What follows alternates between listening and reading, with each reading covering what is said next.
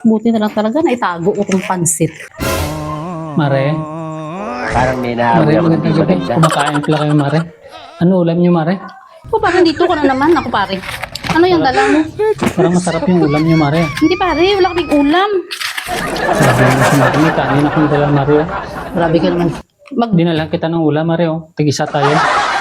Ulam yan. Ikanin yan pare. Kanin pala, Mare. Tignan mo ang dami-dami namin kanin. Puro na nga kami kanin. Ayan o. Tapos yung ulam namin saging. Wala kaming ulam pare. Ito ba? Magdadala ka dito pa. Ano, Mare? Anong laman yan, Mare? Ito? Wala pong laman. Grabe Natapon ko naman. lang to sa ano sa Nagdala pa basurahan. naman ako ng kanin dito kasi kala ko masarap yung ulam niyo. Grabe talaga yung pang-amoy mo pare.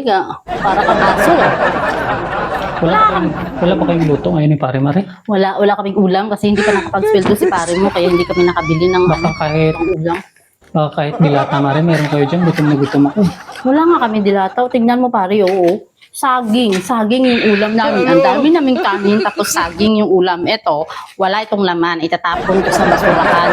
Sayang naman itong kanin. Sige, Mare. Sa ibang kumare ko na lang ito dadalhin. Wala ka naman pala mura. Sige, palis na ako, Mare. Punta ako dito tapos wala naman palang ulam. Sabi talaga ito si pare, ang tangos ng ilong ha. Kakain kami, alam na talaga. Buti na lang talaga na itago yung pansit.